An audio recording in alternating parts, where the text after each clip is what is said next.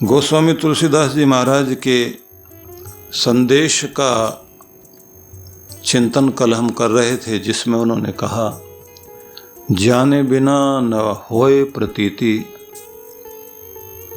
प्रीति बिना न भक्ति दृढ़ाई। ये दो शब्द बड़े ध्यान देने के हैं। पहले तो कहा जाने बिना न होए प्रतीति, बिन प्रतीति न होए प्रीति। जानना सर्वप्रथम जरूरी है, क्योंकि व्यक्ति के जीवन में कमी यही है कि जिसे वह जानता है उसे मानता नहीं, और जिसे मानता है उसे जानने की कोशिश नहीं करता। कुछ मान्यताएं हम लोग अपनी बना लेते हैं, लेकिन उन मान्यताओं का सार समझने की कोशिश नहीं करते। जो हम जानते हैं उसको अपने लिए मानने को तैयार नहीं है, संदेह बना रहता है। बड़े बड़े डॉक्टर भी स्वास्थ्य संबंध में इतनी जानकारी रखते हैं, दुनिया भर को ठीक रखते हैं, लेकिन खुद के नियम नहीं अपना पाते, अपने परहेज नहीं कर पाते। भरोसा दवाई का होता है। बताते यही हैं कि बीमारी आने से पहले अपने आप को सुरक्षित रखना चाहिए। बताते यही हैं कि 40 के बाद आपको बहुत रेगुलर हो जाना चाहिए। चेकअप कराने से लेकर के अपनी एक्सरसाइज, अपना खान पान, अपनी नींद और तनाव से बचना बहुत जरूरी है। सब कुछ बताते हैं, सारे एक्सपर्ट बताते हैं। जानकारी बहुत है, लेकिन जिसे जानते हैं उसे मानते ही नहीं। कमाल है। और जिसे मानते हैं उसे जानने की कोशिश नहीं करते। जिस पर तुम चल रहे हो, जो व्यवहार तुमने बना लिया है। तो ये बहुत अद्भुत बात कही उन्होंने कि जाने बिना न होए प्रतीति, बिन प्रतीति न होए प्रीति। जिस समय आपको अनुभव नहीं होगा, जानकारी नहीं होगी, अनुभव में नहीं आएगी, तो फिर उसके प्रति प्रेम नहीं जागेगा। तैरने के संबंध में जानकारी ले लेना अलग बात है, वो एक इंफॉर्मेशन है। उस थ्योरी की भी अपनी एक कीमत है, वैल्यू है उसकी भी। लेकिन जब तक व्यक्ति पानी में उतरेगा नहीं, कबीर ने इसलिए बड़े अद्भुत शब्दों में कहा कि तुम कहते कागज की लेखी और मैं कहता आंखन की देखी। वो पंडितों से बोल रहे हैं कि तुम कागज शास्त्र लेकर के बोल रहे हो, मैं कहता आंखन की देखी, लेकिन मैं जो कुछ कह रहा हूं मैंने तो अनुभव किया है। तो जब तक आप जिसे जानते हैं उसे मानते नहीं, और जिसे मानते हैं उसे जानते नहीं, तब तक आपके जीवन में कल्याण होगा नहीं।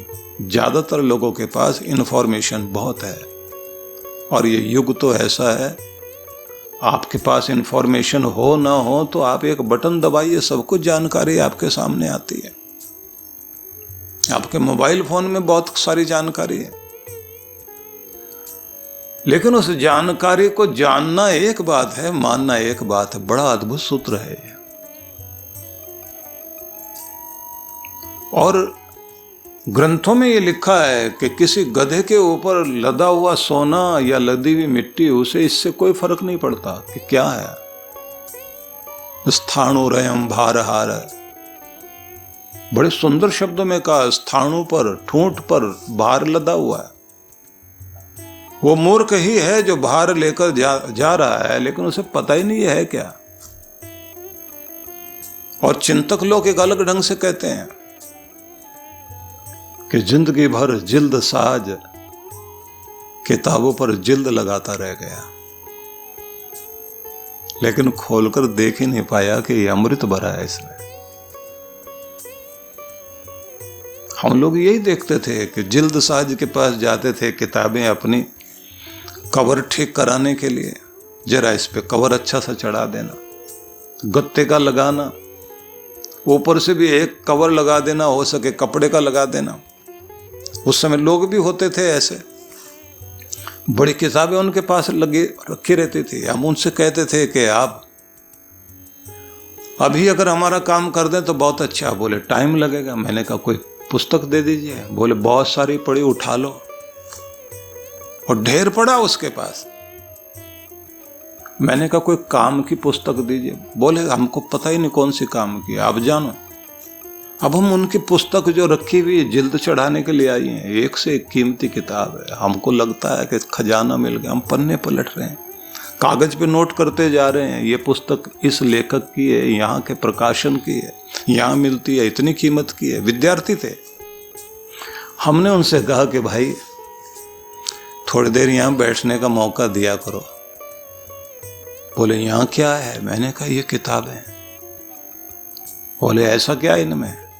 मैं अद्भुत है ये, आपने पढ़ के देखा होगा। बोले अपना काम नहीं है ये, अपना काम तो जिल्द चढ़ाना है, उसके लिए तो भार है वो। और मैं सोचता हूं कि सिर्फ इसी के लिए नहीं, दुनिया भर के लोगों के पास वो जो जानकारी है वो सब भार बनी हुई है। इतना अनुभव कर लिया, ठोकरें खा ली जिंदगी भर की, लेकिन सीखा क्या है? ये पूछे तो सही कोई। उसी क्लास में फिर बार बार आपको डाला जाएगा, दुख की उसी श्रेणी में लाकर खड़ा कर दिया जाएगा, जब तक आप सीखोगे नहीं और उससे पार नहीं निकलोगे। भगवान बार बार वंस मोर कहते रहेंगे, आओ फिर से आओ, एक बार फिर, एक बार फिर। अब पूछे आदमी, एक बार फिर से मतलब बोले जब तक सीखेगा नहीं। गलत गाना गा रहा है और सारे लोग जो वंस मोर कह रहे हैं, बोले इतना पसंद आया। बोले नहीं, जब तक ठीक से नहीं गाएगा वंस मोर ही बोलते रहेंगे। बस यही ध्यान रख लेना कि बार बार यही कहा जाता रहेगा, इसी क्लास में रहोगे जब तक तुम इसको पास नहीं कर पाओगे, इसको आप पार नहीं कर पाओगे। इसलिए इसको कहते हैं उत्तीर्ण होना। उत्तीर्ण शब्द को भी अगर आप समझना चाहते हैं तो तीर शब्द को समझना। तीर कहते हैं किनारे को, और उत्तीर्ण का मतलब हो जाता है इस किनारे से उस किनारे पहुंच जाना, तैर जाना, पार कर जाना। वो तर गया है, वो पार कर गया है। इस किनारे पर था तो पार करके उस किनारे तक लग गया, ये क्लास पीछे रह गई, वो दूसरी क्लास में आ गया, दूसरी श्रेणी में आ गया। लेकिन हम लोग तो वहीं खड़े हुए हैं। तो जाने बिने ना होए प्रतीति। मैं बहुत आश्चर्यचकित होता हूं इन संतों की वाणी को, क्योंकि हमने वेद पढ़े, उपनिषद पढ़े, शास्त्र पढ़े, उनके सूत्र हम लोग बोलते रहे, मंत्र बोलते रहे। जितने भी दर्शन शास्त्र हैं उनके जो सूत्र हैं वो तो फार्मूला है। जब संतों की वाणी पर आकर रुके तो लगा कि बहुत साधारण सी बात है, लेकिन जब सोचा, अद्भुत बोल गए वो लोग। सामान्य शब्दों में न जाने कितनी कितनी बातें कह गए कि जानना बहुत जरूरी है, जानने के बाद अनुभूति हो, अनुभूति के बाद फिर प्रेम जागे। और फिर कहते हैं प्रीति बिना नहीं भक्ति दृढ़ाई। बिना प्रेम के भक्ति में दृढ़ता नहीं आएगी। वो प्रेम ही है जो उठाकर ले जाएगा आपको कि मौसम कुछ भी हो, आसन संभाल अपना। इतनी बाढ़ आई हुई थी तो अब गाड़ी से भी जाना मुश्किल है मंदिर तक। अब फिसलन भी है। अब ये साथ चलने वाले कहते हैं कि आज रहने दीजिए। मैंने कहा वो कहेगा डर गया क्या आज? जब वो स्वागत करने के लिए तैयार हैं तो फिसलें या कुछ भी हो, एक बार तो जाना ही पड़ेगा। होके तो आना ही है, मिलने के लिए तो जाना ही है। वो मुस्कुरा करके बोलेगा, अच्छा जिद्दी है। और जब इतनी बात होती है तो यहीं से पता लगता है कि जिसके अंदर यह दृढ़ता है वही जाएगा आगे। तो यही तो शब्द कहा, प्रीति बिना नहीं भक्ति दृढ़ाई। भक्ति की दृढ़ता तभी तो होगी, और बिना दृढ़ता के बेपेंदी का लोटा इधर से उधर लुढ़क रहा है। थोड़ा दबाव पड़ा, छोड़ दिया काम। थोड़ा सुख सामने आया तो छोड़ दी भक्ति। सब सुविधा भोगी हैं, सुविधा के अनुसार भक्ति करना चाहते हैं, दुविधा आते छोड़ने को तैयार हैं। सुविधा ज्यादा मिल गई तब छोड़ देंगे। और एक उदाहरण दिया गया, जिम खगपति जल के चिकनाए, कि सुनो बिल्कुल इसी तरह से है, बिना प्रेम के कोई भक्ति करना चाहता है, नियम अपने निभाना चाहता है, तो ऐसा ही है जैसे पानी के ऊपर किसी ने तेल डाल दिया, ऊपर ही तैरता रहे, मिक्स नहीं होगा। कहते ना कि कबीर साहब के सामने उस समय के एक बहुत बड़े संत काशी में मिलने के लिए जब गए, तो संतों का अपना एक तरीका होता है। उन्होंने दूध का भरा हुआ कटोरा भिजवा दिया उनके लिए, लबालब भरा हुआ कटोरा, बड़े सावधानी से शिष्य लोग लेकर गए, दिया जाकर, और उधर उन्होंने जो एक बताशा उठाया उसमें डाला और अपने शिष्यों से कहा कि लेके जाओ, ऐसे आदर पूर्वक रखना। अब सब कहते महाराज ये सब क्या है? बोले उन्होंने प्रश्न करके भेजा, पहले ही बहुत भीड़ है महाराज, यहां तो इतने सारे संत बैठे, काशी है ये, आप भी आ गए हो, भीड़ लगाने आ गए हो। का ये प्रश्न किया था उन्होंने, पूरा कटोरा लबालब भर के भेजा कि कटोरे में जगह नहीं है महाराज, कहां आ गए हो? शिष्य पूछते हैं फिर आपने क्या उत्तर दिया? हमने कहा कि हम भीड़ बढ़ाने नहीं आए, हम तो इसको मीठा करने के लिए आए। बस यही तो बात है। प्रेम वाला व्यक्ति भीड़ नहीं होता, बोझ नहीं होता, वो मधुरता लाता है। नहीं तो आप तेल की तरह पानी में ऊपर तैरते रह जाओगे। तेल जो है मिक्स नहीं होता पानी में। कुछ लोग बिल्कुल उसी तरह से कोशिश करते हैं कि अपना प्रभाव दबाने के लिए लोगों के ऊपर छा जाने की कोशिश करते हैं, ढक लेने की कोशिश करते हैं, उनमें मिक्स नहीं हो पाते। और अगर आप किसी को अपना बनाना चाहते हैं और अपने साथ लेकर जाना चाहते हैं, अपने प्रभाव में लेकर जाना चाहते हैं, ये बात ध्यान रख लेना कि आप ऊपर से रोब दाब प्रभाव कुछ भी बनाते रहिए, आपके लिए थोड़ी देर के लिए कोई बात मान भी जाए लेकिन आपका नहीं हो पाएगा। आपको तो उनमें मिक्स होना पड़ेगा, उनके अंदर जाना पड़ेगा, मिल जाना पड़ेगा। इसलिए ये बात बहुत समझने की है, जानना, जानने के साथ अनुभूति, और फिर उसी के साथ प्रेम, प्रेम के साथ फिर भक्ति करें। प्रेम और भक्ति, यहाँ प्रेम को आप जो शब्द चलता है वो श्रद्धा चलता है, लेकिन संत पुरुषों ने यहाँ श्रद्धा का प्रयोग, गोस्वामी तुलसीदास जी ने श्रद्धा का प्रयोग नहीं किया। क्यों? इसलिए नहीं किया कि सामान्यतया श्रद्धा कह दें तो आदमी जो है उसको उतना समझता नहीं, जैसे उसे कहा जाए कि बिना प्रेम के, क्योंकि आपकी शुरुआत जिंदगी की प्रेम से हुई। आपके जो जन्म के साथ ही माँ को आपने जाना कैसे कि ये माँ है?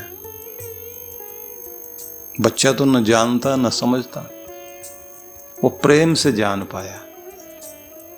माँ ने उसे बहुत प्यार से अपनी छाती से लगाया, अपने पास रखा, उसका ध्यान रखा, उसे रोने नहीं दिया, उसे खिलाया पिलाया, उसको दूध पिलाया, उसको हर तरह से ध्यान रखा। तो अब प्रेम से उसका हृदय बंध गया है।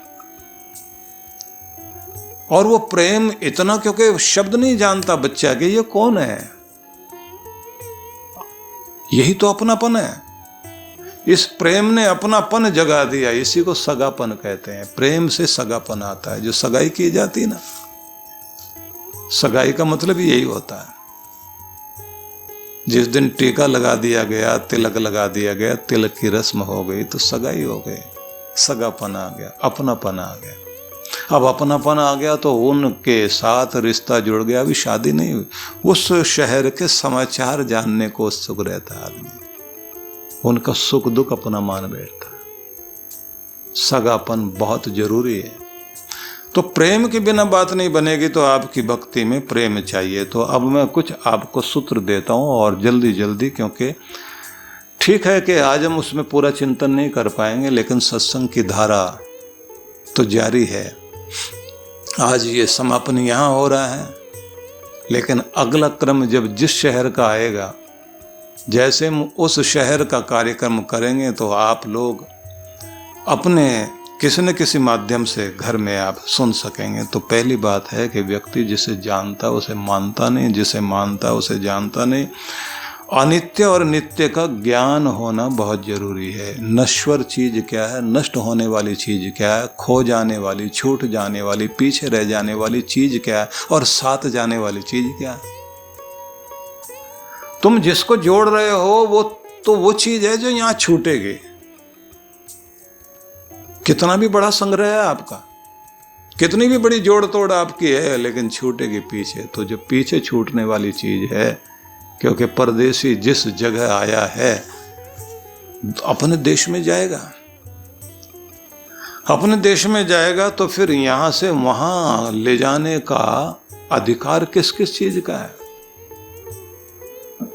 यहाँ की चीजें यहाँ रखनी पड़ेंगी। ज्यादा अगर आप बहुत कीमती कुछ ले जाना चाहते हैं तो करेंसी ऐसी लेके जाइए जो वहाँ की करेंसी में कन्वर्ट करनी पड़ेगी, बाकी तो सारी यहाँ छोड़नी पड़ेगी।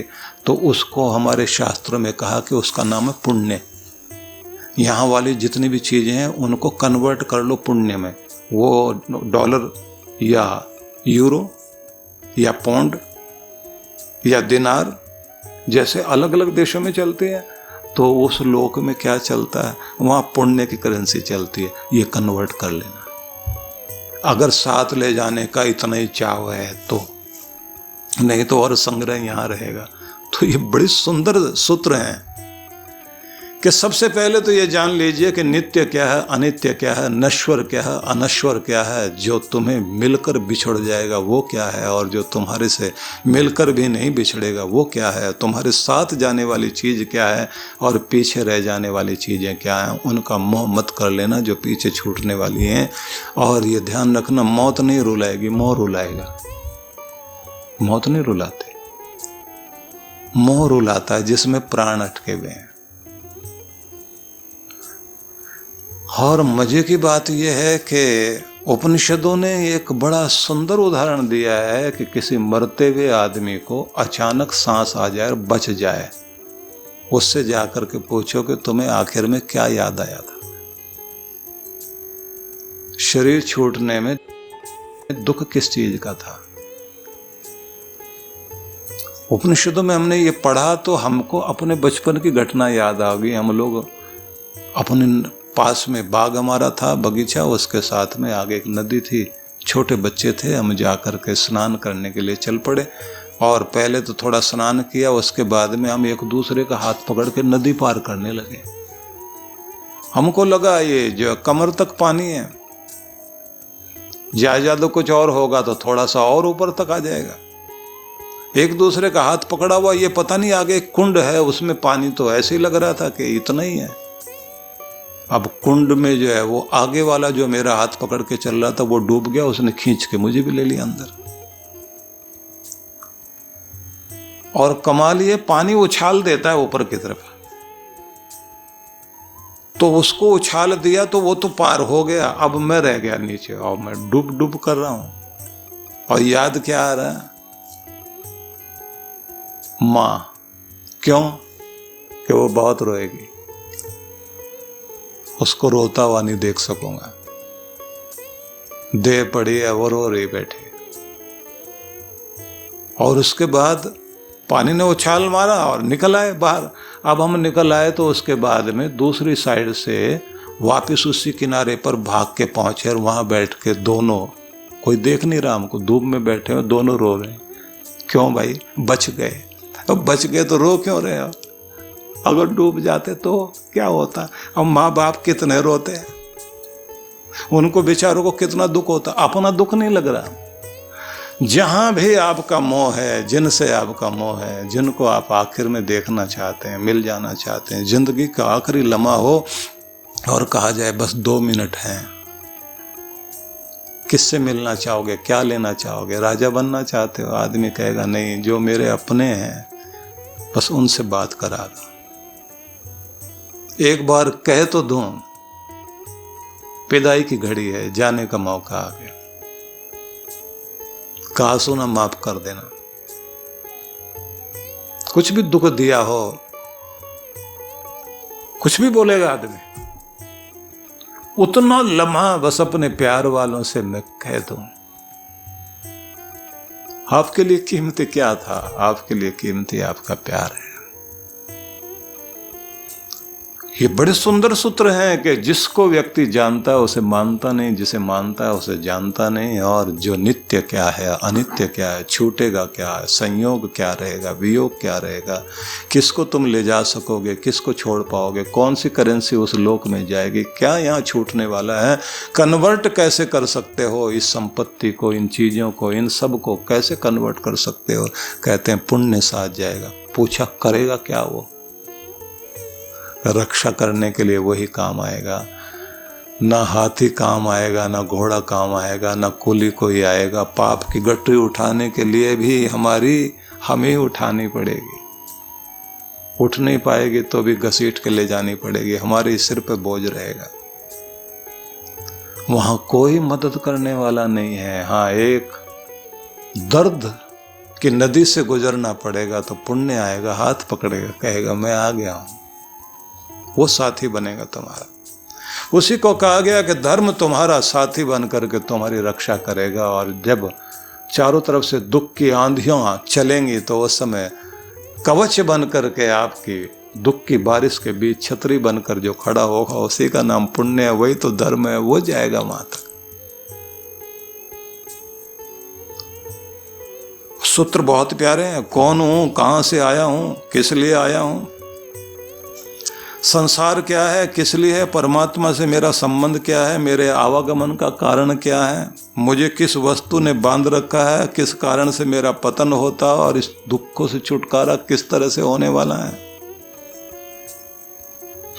बहुत सारे प्रश्न हैं, लेकिन ये सारी चर्चा कहीं रुकेगी नहीं। चर्चा तो हम आगे फिर करेंगे।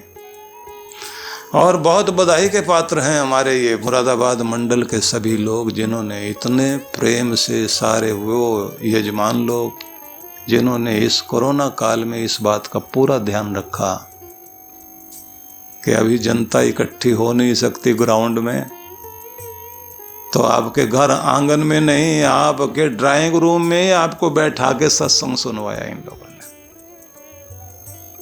कि परमात्मा की चर्चा कहीं भी बैठे बैठे हो जाए, अपने भगवान से हम जुड़ सकें।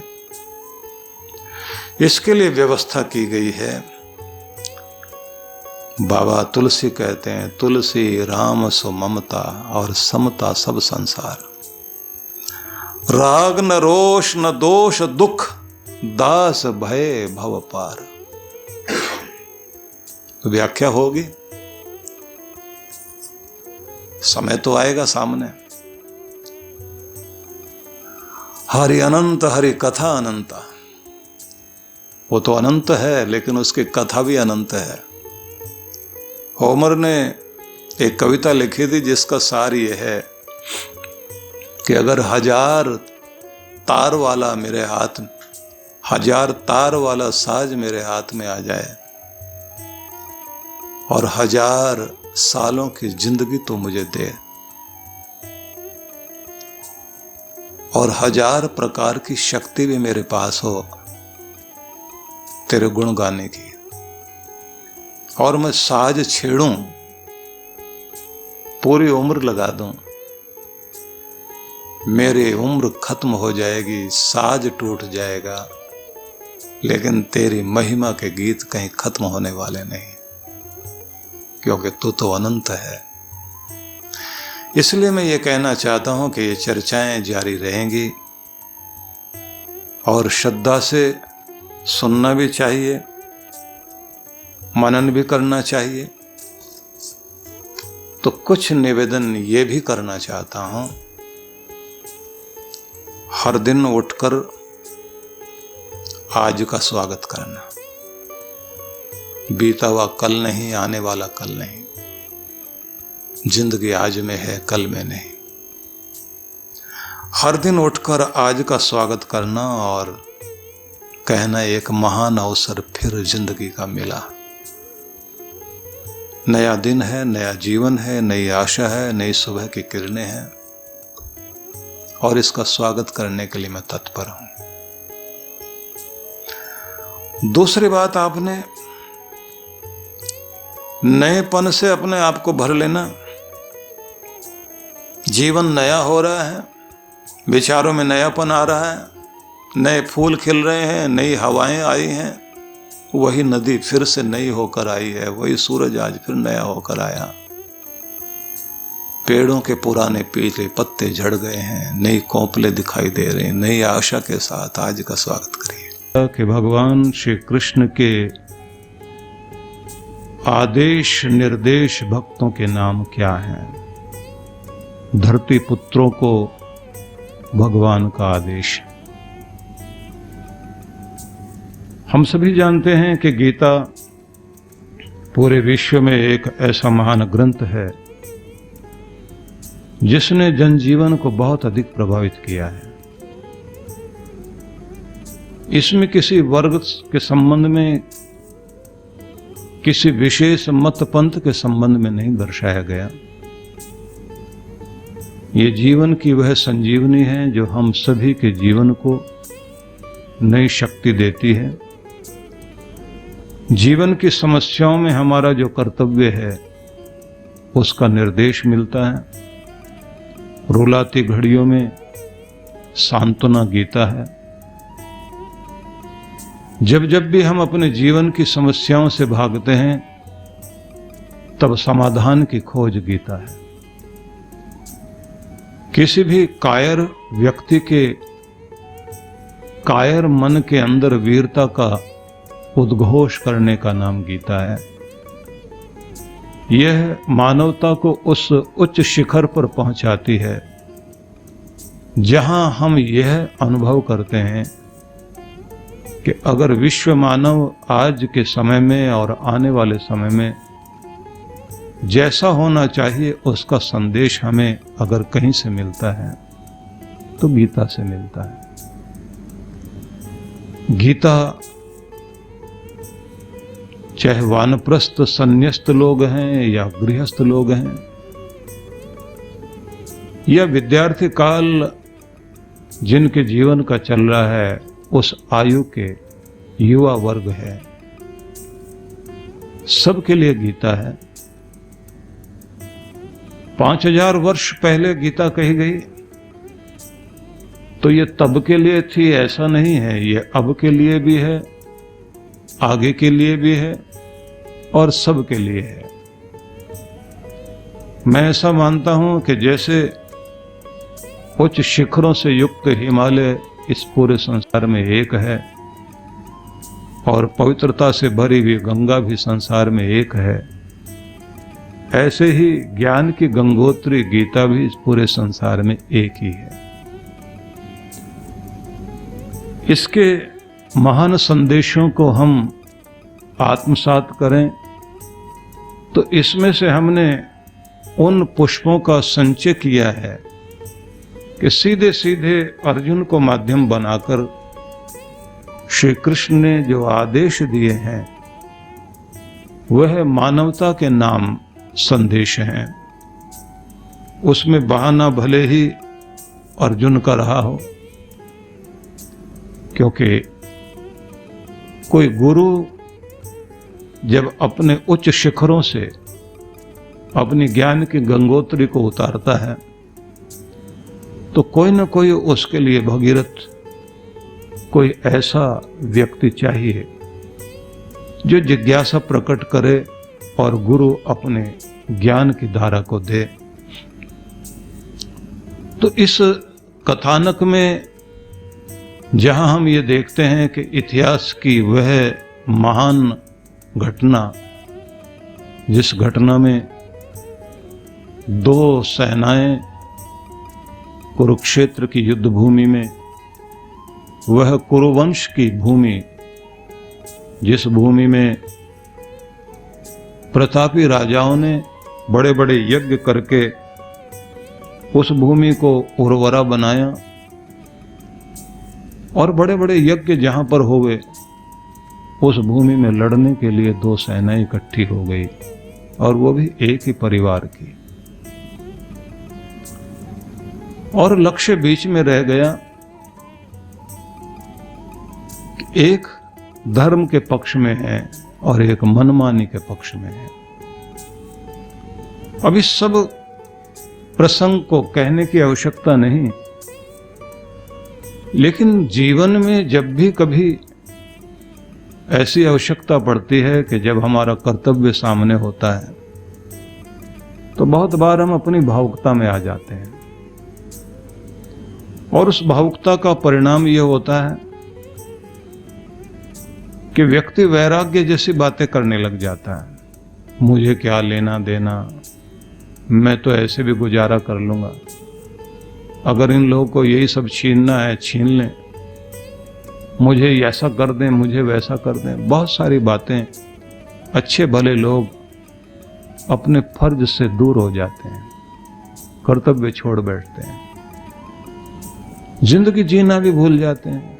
अब लगता है इस घर में मेरी आवश्यकता ही नहीं है, लोग मेरा मान ही नहीं करते, कोई मुझे समझना ही नहीं चाहता, सबके लिए सब कुछ करने के बाद भी मेरे साथ ऐसा घटता है, फिर यहां रहने से फायदा, छोड़कर कहीं और चले जाते हैं, 2 रोटी तो खानी है। इस तरह की भावुकता की बातें करके लोग अपने घरों से भागते हैं। महिलाएं सोचती हैं ये देते ही क्या है, 3 समय का अगर भोजन देने के बाद कुछ वस्त्र देकर के सारा दिन हमें काम करना पड़े, और उसके बाद सब कुछ करके भी हमें लानत मिले, ये जिंदगी क्या है? ये क्या नौकरी करने आए? माँ बाप ने शादी की, इतने जेवर, इतना धन, इतना सब कुछ दिया, आज तक इनके चेहरे पर कोई प्रसन्नता नहीं आई। हम कौन से जन्म की सजा भोग रहे हैं यहां? ये भावुकता है, और इस भावुकता में आकर के व्यक्ति अपने कर्तव्य छोड़ बैठते हैं। हमने किसी का क्या बिगाड़ा, सारी दुनिया हमारे पीछे लगी हुई है, अच्छा ही अच्छा करने के बाद भी हमें तकलीफ देते हैं। हम क्या दुनिया में कष्ट उठाने के लिए हैं? लोग कह रहे होते हैं हम अपने ऑफिस में इतने भले लोग होकर भी सबका सब काम करेंगे, क्रेडिट दूसरा उठा ले जाता है। चालाक लोग जो अपने को दिखा देते हैं बस कर मैं ही रहा हूं, और अगर हम कुछ बोलते हैं तो फिर षड्यंत्र रच के हमें बाहर निकालते हैं। अपनी तो किस्मत ही खराब है। तो ये सब भावुकता की बातों में आकर हम लोग अपनी जिंदगी जीना और संघर्ष करना छोड़ बैठते हैं। आपका पूरा जीवन देखा जाए तो उतार चढ़ाव का जीवन है, द्वंद्वों का संसार है। यहां 2 तरह की विपरीत धाराएं जीवन में चलती हैं। एक ही तरह की धारा जीवन की नहीं है, एक दूसरे से विपरीत चीजें हैं। दिन निकलता है तो उजाला लेकर के आता है, लेकिन सांझ होगी तो उससे उल्टा होगा, एकदम अंधेरा होगा, गहन अंधेरों वाली रात आएगी। और अगर ये दोनों विपरीत ना हो तो जिंदगी नहीं चलेगी। मीठा खाने के बाद आपको नमकीन की जरूरत पड़ेगी, सर्दी पड़ेगी तो फिर आपको गर्मी की जरूरत पड़ जाएगी, बहुत सूखा लूएं चल रही हैं तो फिर आप बारिश के लिए तरसते हैं। ये 2 विपरीत धाराओं का संसार है, और जिंदगी है भी ऐसी। आप पहाड़ों को देखते हैं तो ऊंचे शिखर, फिर नीचा एक शिखर, फिर उससे ऊंची चोटी, फिर उससे ऊंची चोटी, ऊंची नीची धाराएं ऐसे दिखाई देती हैं, और नीचे घाटियां। विचित्र लगता है, एक तरफ गहरी खाई, एक तरफ बहुत ऊंचे शिखर। समुद्र को देखिए आप, लहर उठ रही है, और लहर भी ऊंची लहर आएगी, फिर वो खो जाएगी, फिर दूसरी लहर चलेगी। अपने खुद का ग्राफ भी अगर देखना हो, आप अपने हार्ट का ईसीजी कराते हैं ना, तो स्क्रीन पर जो ग्राफ उभरता है और जो आप उस ग्राफ को अगर किसी पेपर पर लेकर आए और देखें तो क्या दिखाई देता है? ऊंची नीची लहरें। ये जिंदगी है। जीवित आदमी को देखना है तो उसका जीवन दिखाया है कागज पर। ईसीजी कराते तो डॉक्टर देख रहा ऊंचा नीचा ऊंचा नीचा ऊंचा नीचा। और अगर कोई हॉस्पिटल में हो, आईसीयू में हो, और उसके साथ वो जो हार्ट बीटिंग को नापने के लिए और साथ साथ में जो है उसकी ईसीजी, उसके अंदर के जो करंट चल रहा है, जीवनी शक्ति चल रही है, उसको स्क्रीन पर देखने के लिए मॉनिटर लगाया हुआ होता है। उस पर दिखाई देता है लहर उठ रही है, नीचे जा रही, उठ रही है, जा रही है। और अगर वो सपाट होने लग जाए, सीधी होने लग जाए, और नर्स देख ले, भागती भी आती है, डॉक्टर डॉक्टर आओ आओ आओ, आदमी गया। जिंदगी सीधी सीधी नहीं हो सकती।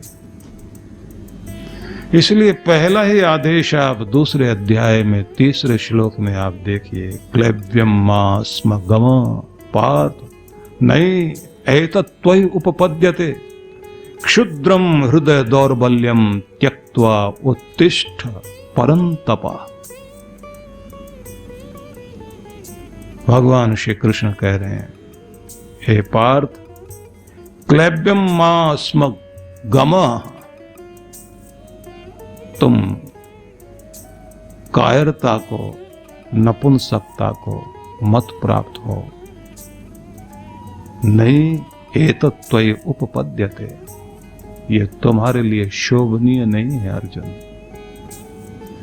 कायरता नपुंसकता को प्राप्त मत हो जाओ, ये तुम्हारे लिए शोभनीय नहीं है। क्षुद्रम हृदय दौर्बल्यम, हृदय की बहुत क्षुद्र दुर्बलता को त्याग कर, भावुकता को त्याग कर उत्तिष्ठ भारत। अनेक स्थानों पर भगवान श्री कृष्ण ने भारत शब्द का प्रयोग किया। यहां पर परम तप कहा, परम तप कह करके कहा, शत्रुओं को, समस्याओं को, मुश्किलों को, कठिनाइयों को, दुख देने वाली चीजों को तपा देने वाले, शत्रुओं को डरा देने वाले, चौंका देने वाले।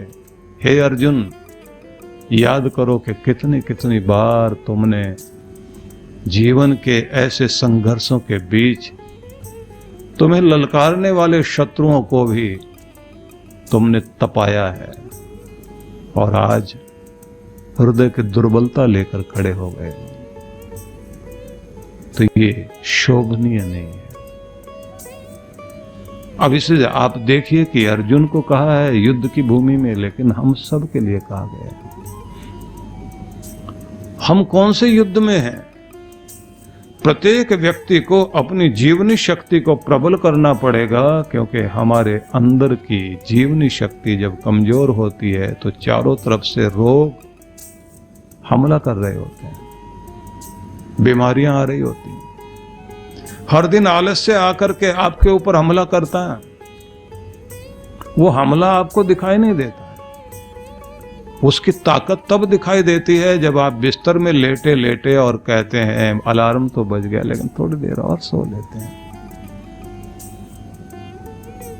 पता लगता है कि आलस्य कितना ताकतवर है, आपके संकल्प को भी सुला रहा है, और वो कहता सो जाओ सो जाओ सो जाओ, उठो नहीं उठो नहीं। इसलिए कहा क्षुद्रम हृदय दौर्बल्यम त्यक्त्वा उत्तिष्ठ परंतप। ये भावुकता, ये हृदय की दुर्बलता, इसे त्याग करके उठो, अपने आलस्य को जीतो, उस लापरवाही को जीतो जो तुम्हें आगे जाने नहीं देती, उस दीर्घ सूत्रिता को, दीर्घ सूत्री बनकर बैठ जाते हैं हम लोग किसी चीज को लंबा करते जाना, हो जाएगा, देख लेंगे, कल कर लेंगे, परसों कर लेंगे, काम को टालते रहने की आदत। एक तरह की चीजें तो नहीं है, अनेक तरह के शत्रुओं से व्यक्ति घिरा होता है और उसे पता भी नहीं होता कि उसके शत्रु कौन है। उसके जीवन की प्रगति को रोकने के लिए सिर्फ आलस्य है ऐसा नहीं है।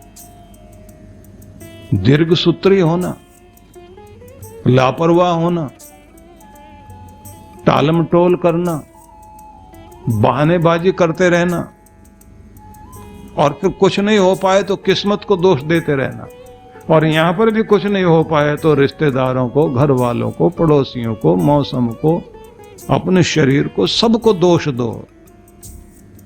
शरीर ठीक नहीं, माँ बाप ठीक नहीं, बचपन से ऐसा हुआ मेरे साथ, पड़ोसियों ने मेरे साथ अन्याय किया है, मेरे घर के लोग ही नहीं मुझे समझ पाए।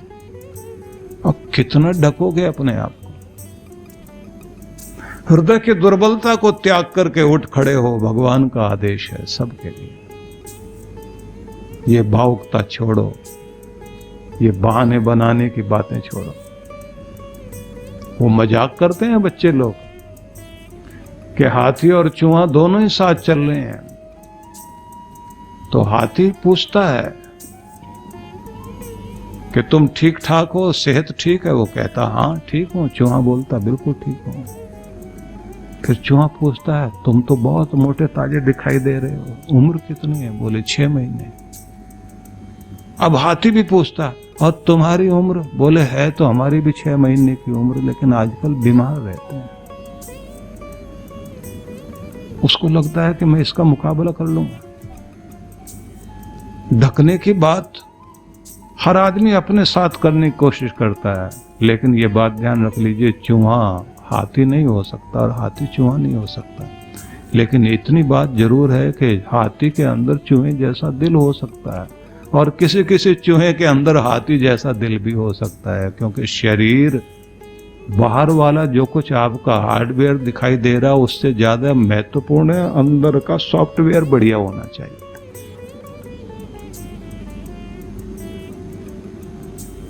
बहुत सारी कहानियां कही जाती हैं बच्चों के। पंचतंत्र में तो बहुत ढंग से 5 कहानियां लेकर के, 5 सूत्र लेकर के विष्णुगुप्त ने दुनिया के सामने उन मंद बुद्धि बच्चों को भी बुद्धिमान बनाने का और प्रत्येक व्यक्ति को बुद्धिमान बनाने का संदेश दिया था।